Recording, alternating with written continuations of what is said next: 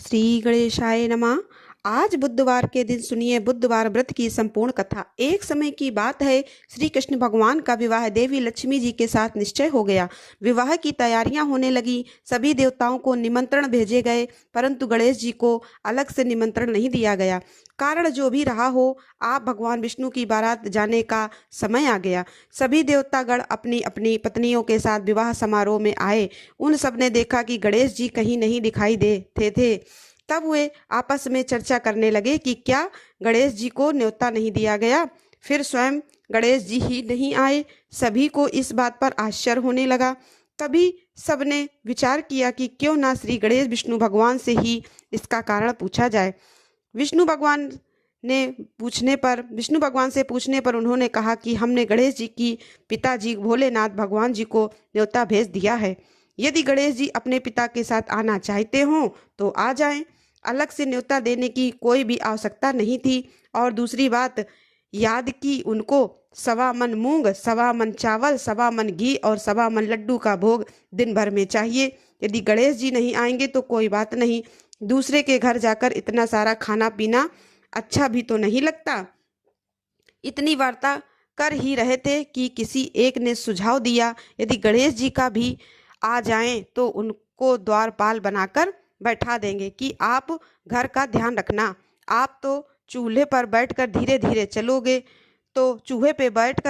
चलोगे तो बारात से बहुत पीछे रह जाओगे।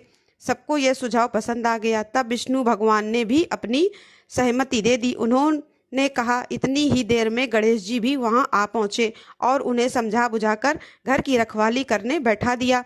बारात चल पड़ी। तब देवर्षि नारद जी ने देखा गणेश जी तो द्वार पर ही बैठे हुए हैं। वे बोले, गणेश जी के पास गए और उनके वहां रुकने का कारण पूछा। गणेश जी ने बताया, विष्णु भगवान ने मेरा बहुत अपमान किया। नारद जी ने कहा, आप अपनी मूसक सेना को आगे भेज दें तो वह रास्ता खोद देगी, जिससे उनके वाहन धरती में धंस जाएंगे। तब तो उन्होंने आपको सम्मान पूर्वक बुलाना ही पड़ेगा। अब तो गणेश जी ने अपनी मूसक सेना जल्दी से आगे भेज दी और सेना ने जल्दी जमीन खोद दी। उधर जब बारात वहां से निकली तो रथों के पहिए धरती में धंस गए। सब लाखों कोशिश करें परंतु पहिए न निकले। सभी ने अपने अपने उपाय कर लिए किंतु पहिए तो नहीं निकले, बल्कि जगह से टूट गए, फिर टूट भी गए। इसी के समझ में नहीं आ रहा था कि अब क्या किया जाए। तभी देवर्षि नारद जी वहां पहुंचकर कहने लगे, आप लोगों ने गणेश जी का अपमान करके अच्छा नहीं किया। यदि उन्हें मना कर लाया जाए तो आपका कार्य सिद्ध हो सकता है और यह संकट भी टल सकता है। तब भगवान शंकर ने अपने दूत नंदी को भेजा और गणेश जी को लिवा कर लाए। फिर गणेश जी का आदर सम्मान के साथ पूजन किया। तब कहीं रथ के पहिए निकले। सब रथ के पहिए तो निकल गए परंतु वे टूट फूट गए। उन्हें सुधारे कौन। पास के ही खेत में एक खाती काम कर रहा था। उससे बुलाया गया और काम करने से पहले ही श्री गणेशाय नमः कहकर गणेश जी की वंदना मन ही मन करने लगा। देखते ही देखते खाती ने सभी पहियों को ठीक कर दिया। तब खाती कहने लगा, हे देवताओं, आपने सर्वप्रथम गणेश जी को नहीं मनाया होगा ना। उनकी पूजा की होगी, उनकी पूजा भी ना की होगी, इसलिए तो आपके ऊपर यह संकट आया है। हम तो मूर्ख अज्ञानी हैं, फिर भी पहले गणेश जी को ही पूजते हैं, उनका ध्यान रखते हैं। आप लोग तो देवतागण हैं, फिर भी आप गणेश जी को कैसे भूल गए। अब आप लोग भगवान श्री गणेश जी की जय बोलकर जाएं तो आपके सब काम बन जाएंगे और संकट भी नहीं आएगा। ऐसा कहते हुए बारात वहां से चल दी और श्री विष्णु भगवान जी का देवी लक्ष्मी जी के साथ विवाह संपन्न कराकर सभी सकुशल घर लौट आए। गणेश जी महाराज, आपने श्री विष्णु का जैसे जैसे काम सिद्ध किया वैसा ही सबका काम सिद्ध करना। सभी प्रेम से बोलिए गणेश भगवान की जय। एक बार नौ विवाहिता दंपत्ति था। एक दिन रविवार को वह अपनी पत्नी को साथ ले जाने के लिए अपने ससुराल गया। शादी के बाद यह पहली बार था। ससुराल वालों ने उसका खूब स्वागत किया और उसके लिए तरह तरह के भोजन और अच्छे अच्छे बिस्तर की व्यवस्था की। उसकी पत्नी की सहेलियों ने उससे मजाक किया। उसने उनके मजाक और बातचीत का आनंद लिया। अपनी पत्नी के छोटे भाई बहनों द्वारा दी गई मेहमान नवाजी का आनंद लेते हुए वह बाहरी दुनिया को भूल गया। सोमवार और मंगलवार उसने अन्य कार्यों में बिताए। फिर बुधवार था। उसने अपनी सास से कहा, सासू माँ, आज मुझे एक जरूरी काम है, आप अपनी बेटी को मेरे साथ तुरंत भेज दीजिए। तब सासू माँ ने कहा, लेकिन आज तो बुधवार है और बुधवार को कन्याओं को ससुराल भेजना शुभ नहीं होता है। ससुराल में बेटियों को भेजना इस दिन अशुभ माना जाता है, इसलिए आज मैं अपनी बेटी को नहीं भेजूंगी। मुझे बुद्ध की कोई परवाह नहीं, वह मुझे कोई नुकसान नहीं पहुंचा सकता। बुधवार मेरे जैसे व्यापारियों के लिए बहुत शुभ होता है। दामाद ने कहा, मुझे भी घर पर एक बहुत जरूरी काम है। सासू माँ ने और ससुर ने दामाद को बहुत समझाया, लेकिन दामाद अपनी जिद पर अड़ा रहा। उसी दिन जाने की बात कहता रहा। ससुराल वालों ने उसका मिजाज भांप लिया और अपनी बेटी को उसके साथ भेजने के लिए मजबूर हो गए। तब उन्होंने दंपतियों के लिए एक रथ का इंतजाम किया। वे दोनों पति पत्नी उस रथ में बैठकर एक कस्बे के पास पहुंचे। तब रास्ते में लड़की को प्यास लगी। उसने अपने पति से कहा, मुझे बहुत जोर से प्यास लगी है, कृपया मेरे लिए थोड़ा पानी ला दोगे क्या? पति मान गया और कस्बे की ओर चल दिया। उसके पति से मिला जुलता एक और युवक उसके लिए पानी लेकर आया। लड़की दोनों में कोई फर्क नहीं कर पाई।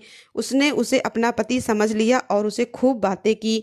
इसी बीच में उसका असली पति वहां आ गया और वह अपनी पत्नी को किसी और से बातें करते और मजाक करते देखकर हैरान रह गया।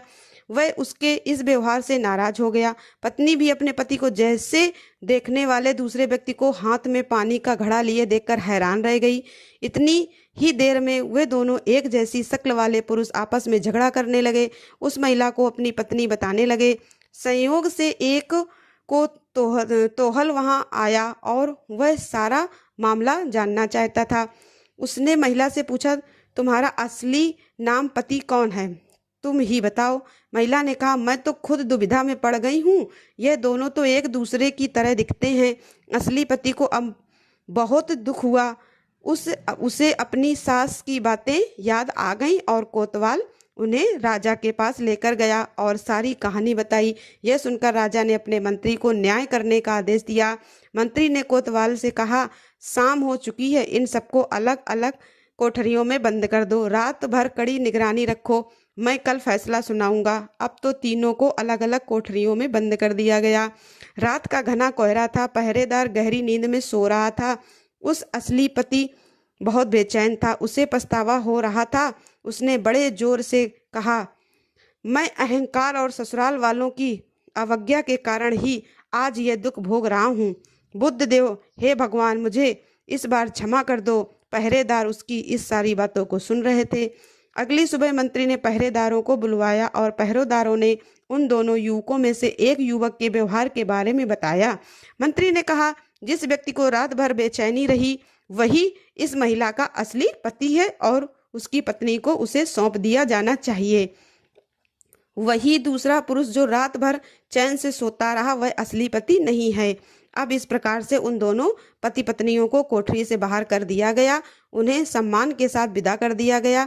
पहरेदार जब दूसरे युवक के पास गए तो बाहर से ताला लगा होने के बावजूद उसकी कोठरी भीतर से खाली थी। उन्होंने यह बात जाकर मंत्री को बताई। मंत्री ये जानकर हैरान रह गए कि कोठरी बाहर से ताला लगी होने के बावजूद भीतर खाली कैसे हुई।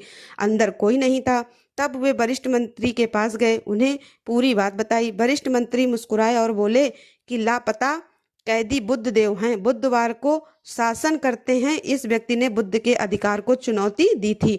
बुद्ध देव को बुरा लगा, इसलिए उन्होंने सबक सिखाने के लिए उसके पति का वेश धारण कर लिया था। आज गुरुवार है, बृहस्पतिवार गुरुवार को शासन करते हैं। बुद्ध ठीक सूर्योदय के समय गायब हो गए, इसलिए डरो मत, पहरेदारों की इसमें कोई गलती नहीं है। अब राजा अपने मंत्री के फैसले से प्रसन्न थे। उधर पति पत्नी दोनों घर पहुंचे और जाकर उन्होंने अपने प्रियजनों को पूरी बात बताई। तब से वो दोनों पति पत्नी परिवार सहित बुद्ध देव की पूजा अर्चना और व्रत करके कहानी का श्रवण करने लगे। आप सभी भी प्रेम से बोलिए बुद्ध देवता की जय। अगर कोई भी श्री गणेशाय नमः, श्री गणेश चालीसा, श्री गुरु चरण सरोज रज मस्तक लीन चढ़ाए, चालीसा प्रारंभ करूं तू सुमिरत शारदा माए। जय गिरजा के लाला सदा करो संतन प्रतिपाला, कानन कुंडल मुकुट विराजय, कांधे मूज जनेऊ साजय, गले शोभे पुष्पन की माला, चमके चंद्र ललाट विशाला, लाल बदन सिंदूर विराजे, अरुण नेत्र श्रुति यति छवि साजे। प्रीति बसन गज बदन तुम्हारो, निज भक्तन को नाथ उबारो। लंबी सु तुम्हारी स्वामी, शंकर के सुत अंतर्यामी। नाथ चतुर्भुज रूप विशाला, भक्तन को प्रभु करो निहाला। एक हस्त में परशु साजे, दूजे पर पदम प्रभु राजे। तीजे जो मस्त मोदक अति भयो, चौथे कर से अभय बनायो। मुँह से की करत असवारी, महिमा अमित अखत तुम्हारी। सब सिद्धि के तुम हो राजा, सुमिरत हो सिद्ध सब काजा। तीनों लोक तुम्हारो यस गायो, सोए निहाल जो तुमको ध्याओ। पूजन प्रथम तुम्हारो होवे, सकल दुखन पापन को धोवे। ब्रह्मा विष्णु महेश बनावे, नारद सारद को यस गावे। सहस नाम है नाथ तुम्हारे, वरत शेष सहस सुख हारे। लंबोदर गणेश गणराजा, बिगड़े सभी तुम्हारो काजा। बाद सुच स्रोत कहलाई, जन्म सुमरन रीति सुंदर पाई। सिद्धि सदन विद्या के भूषण, प्रभु सकल हरि हो। अग दोष सुंड द्वार सुंदर अति नामा, करना नाथ मम पूर्ण कामा। लाला लाल धर ललह सुरारा, लाल देह पर लाल सिंदूरा। असुर निकंदन गण गणपति जगबंदन, काटहु बंधन गिरजा के नंदन। कालौ खंजन विधन विंजन, विद्या मंजन जन मन रंजन। धरणीधर मधुसूदन, गणपति रक्षा करौ नाथ। आतुर अति दया दृष्टि दासन पर कीजय, भक्तन के हित दर्शन दीजय। नाम गजा धरे और गजानन एक दंत, तथा विघ्न विनाशदी। नारायण स्वामी विद्या के घट अंतर्यामी, महाप्रताप सन भैया ज्ञान दवैया। गरोद छया विंध्येश्वर है नाम तुम्हारो, अपने जन को नाथ विश्व विनायक। जय परमेश्वर प्रणव माय चरणन, पर जन सुखदायक। और जग भरता हरम गणेश दीन, दुख हरता प्रथम पूज्य। जो जन मन त्यावे, सो वांछित फल पावे। नित्यानंद करो सुख राशि, रिद्धि सिद्धि सब तुमरी दासी। जय जय जय गणपति जग तारण, भक्त उदाहरण दैत्य प्रहारण। अम्ब दुलारे तुम रखवारे, प्रभु अनगिनत निज जन तारे। जोया पढ़े गणेश चालीसा, निश्चय फल देवे गौरीशा। श्री गणेश पूज सब आशा, सुख संपत्ति से हो उल्लासा। भाद्र चौद गणपति जब आवे, मन मोदक को भोग लगावे। पूर्ण मनोरथ हो सब काजा, जय जय जय गणपति के राजा। प्रभु के हृदय में करो निवासा, स्वामी यही है अभिलाषा। जय गंग गंग गणपति स्वामी, कृपा करो सुख अंतर्यामी। श्री गणेश यह चालीसा, पाठ करे धर ध्यान। नितो मंगल ग्रह बसे, लय जगत जन्मा सम्मान। बोलिए गणेश।